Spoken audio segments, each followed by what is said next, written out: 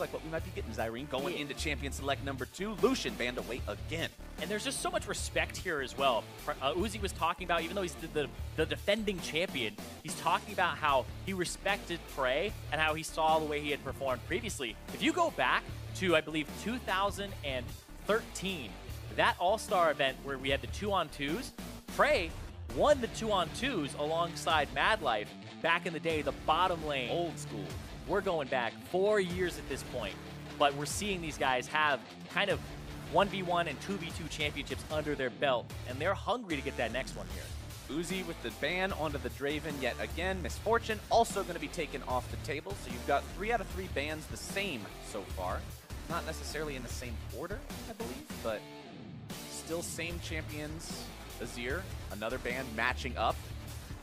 Now Uzi's only got 1 ban left, so if he wants to take Zoe away, he'll have to do it on that one, or he could opt into the Zoe mirror match. Say, look, I know your champion's very strong. I'm just going to do it better than you. Yeah, that was the other thought there, was he could potentially go for Zoe himself, and then we just have a Zoe Bonanza, but he bans the Varus away, so it's going to force an adaptation here out of Uzi or to pick something else. His last ban previously was Callista. All right, what's it going to be, Uzi? Do you opt into the Zoe mirror match, or do you ban it away and go with something a little bit more familiar? 5 seconds left to choose. Callista banned away. All right. Let's see if we get it, Zyrene. I would like to see this mirror match because of the ability to outplay each other with positioning, especially if they can manage to get it to level 6 before they kill each other.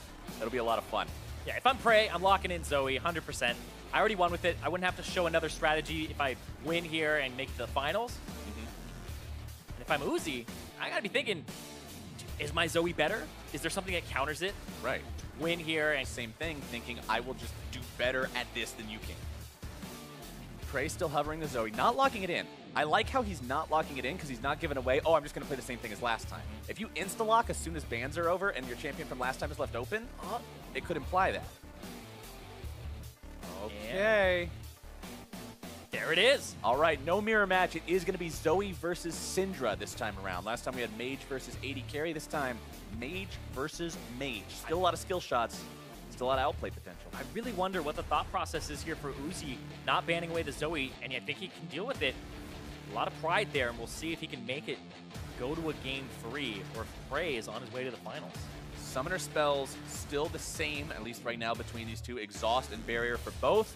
But you gotta remember, you gotta remember if you're Uzi, what happened last time. Using Summoner spells in these trades. Normally, it's 1 versus 1. You know there's never any worry about a jungler or something else coming after you. So when the other guy clearly is all-inning you, you can say, okay, this is the opportunity to use my Summoner spells. It makes sense here. I will get value from using this ability. But against Zoe, you've got to be so careful because you're like, is he going to get more value from this than I am by being able to continue this pressure, continue this advance? And it's so difficult to tell just because you don't have to consider this against any other champion. Yeah, it's kind of like Zoe is breaking the rules in a way where normally you're like, okay, we're focusing on CSing, we're focusing on trading, but then the all-ins are different. She bends the rules there, and the adjustment that's been made by Uzi is he takes Ignite plus Barrier here. No Exhaust this time. I don't know how much it'll help him out, but we'll see what happens as we hit game number 2. I call this the tilted top laner at the end of the season Summoner spell loadout, because I have seen Fizzes and Fioras take Ignite Barrier at the end of the season when they're tired of losing because of their team and they just try to go 1 versus 1 and then they get canned. That's the only time I've ever seen this on Summoner's Rift, so let's see how it works out for Uzi here as Prey hangs out in the brushes.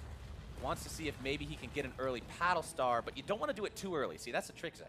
You do it too early, guys got time to get back. You don't actually get anything for your Paddle Star, so you've got to have that. It's the paddle pocket.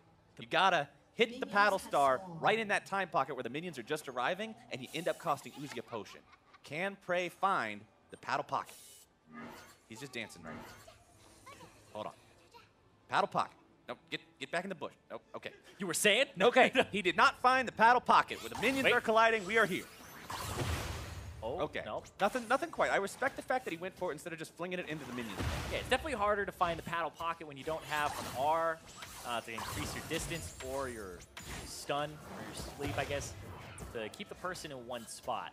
Right, so we got Airy on both these guys again. Worth pointing out, you guys can obviously see that on your screen, but just to make sure there's no confusion here, these guys will have extra damage on anything they happen to land on each other. Uzi and Prey both around the same amount of HP right now. Prey level 2 first, though. Managing to land that one. Prey with level 2 means the Sleepy Trouble Bubble is online. Oh, he's trying to all in already. Trouble Bubble misses. Prey still looking to find the Paddle Star. Going to be ignited. He's looking to make this one happen. Prey getting away, but Uzi with the damage. The first blood.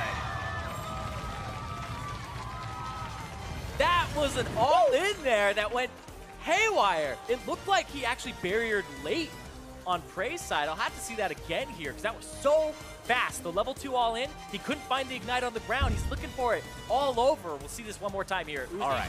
Goes into the brush, gets level 2 from the minion by auto-attacking it. Perfect there. Ignites. Where's the Ignite? He doesn't have Spell Thief. That's why he can't pick it up. So well done there. Can't use Spell Thief if you leveled Sleepy Trouble Bubble. So Uzi knew as soon as that bubble missed, okay, he learned this, he missed this, it's time to do this. I love that he went for the auto attack, not on the trade, but to hit level 2 on the minion wave and to have that second spell to go all in. Uzi did an awesome job there, and that means we get to go to game number 3. That was sick. You were wondering, you got to be wondering what Uzi's thinking here. Can he beat this with the Syndra? Why did he not ban Zoe? Is this the right plan? The answer was yes, it was the right plan. And that means these guys are going to have one final 1v1 to see which one of them is truly the master of the Howling Abyss. Oh, these legendary AD carries going on. I mean, this is so much fun because this is the mind games on top of the mind games. Like, if Prey goes for Zoe again, is he just going to adapt and say, we'll wait for level 3 and then I'll all in and have the power of having those summoner spells? Because that was one that Uzi definitely outplayed him on that. Oh, 100%. Uzi recognized the fact that, okay, he can't have the Sleep and the Spell Thief at the same time or else he wouldn't have learned Paddle Star at level 1, and you already saw him shooting the Paddle Star at level 1. So you know, as soon as you see one of those tools, the other one's not there. And as soon as he saw that, the immediate recognition and acknowledgement of, okay, let's go in. That was so well played there, especially since the fact that he didn't have to ban the Zoe and he had the strategy for it. But this next game, I do want to see what happens in those picks and bans because if he lets Zoe through